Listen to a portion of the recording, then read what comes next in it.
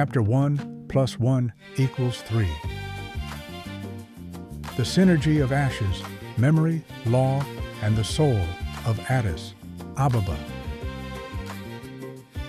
3.1. The photograph that would not burn. The photograph survived what the city did not. When they came with bulldozers and no legal papers, fire and dust rolled through Kazanchis like a fever.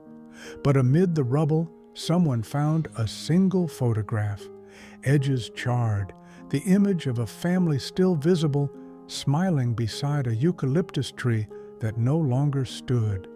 The photograph passed from hand to hand, wrapped in a piece of newspaper, and by the time it reached Ras Nahom, it had become something else. Proof, relic, heartbeat. Addis Ababa, whose name means new flower, has always lived by renewal. Yet there are renewals that smell of ash. In the city's mythology, progress is drawn in straight lines, corridors, ring roads, towers that reach above the fog. But life in Kazanchis was never linear. It was circular, like coffee cups passed 3 times, like the long afternoons when neighbors moved from house to house without invitation. Ras Nahom remembers the rhythm, the barber's radio murmuring old songs, the shout of Buna Feltual from the courtyard, the call to prayer overlapping with the church bells. Ya enya Addis Ababase heya wate nabarache. Our Addis Ababa once not only had a life of her own, she was life on her own. That life was written across a compound of 4 small houses and 1 larger home, the family's living organism.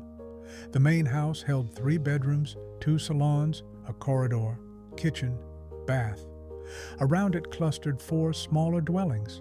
In one, his uncle, wife, and daughter. In another, his aunt, her husband, and their 12-year-old son.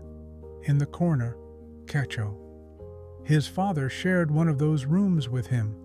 The compound breathed like a miniature republic, each door a parliament of laughter and quarrel, the center courtyard, its public square. Kazanchis was a mother to all, not only those she bore, and in her were these homes that were countries themselves, where all were welcome and loved. Now each of those doors is dust.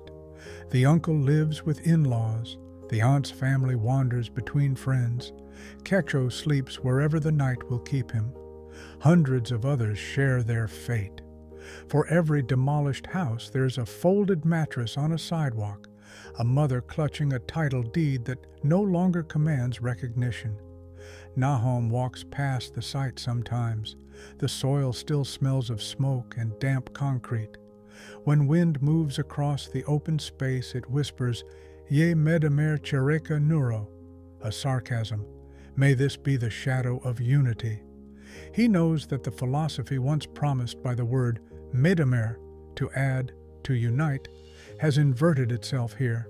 Subtraction masquerades as progress. He keeps the rescued photograph in a plastic sleeve.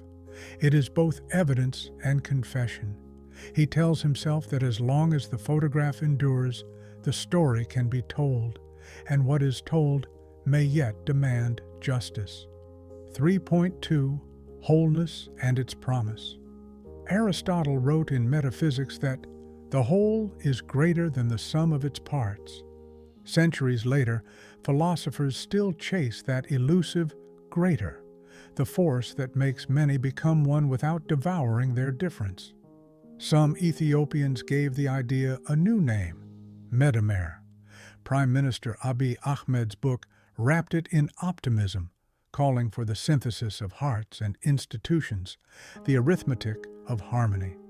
On paper, it was luminous, but philosophy, when stripped of empathy, becomes arithmetic without blood.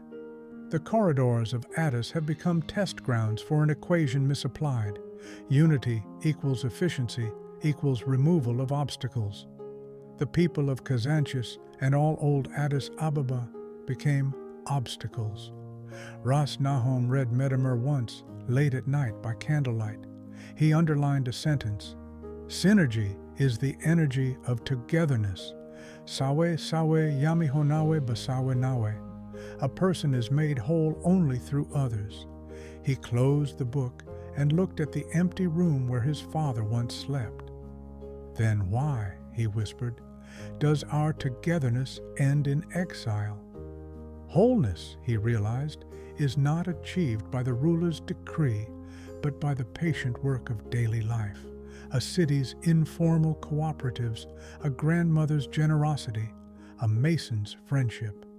When these invisible ligaments are torn, the body politic bleeds unseen. In Addis Ababa's case, the wound was justified with plans and metrics, the corridor development project promising modernization and beautification. Words that look benign on glossy paper become weapons when detached from compassion. No eviction notice was even written in their bureaucratic Amharic like their so-called master plans. Their impersonal and final order was given by word of mouth from one girl to a 120 years old community. Maneme meneme bila achehu meneme ene da atesamu, bota wene faleganawe nawe, eseka masekarame 21 tewathala achehu. Do not listen to nothing nobody might say. It is us who want this place for development, and you shall be cleared till Mescarim 21. No clause for memory, no article for mercy, just a stubborn bitch gathering the people and telling them to leave. That bitch was Adenek Abebe, the mayor of Addis Ababa.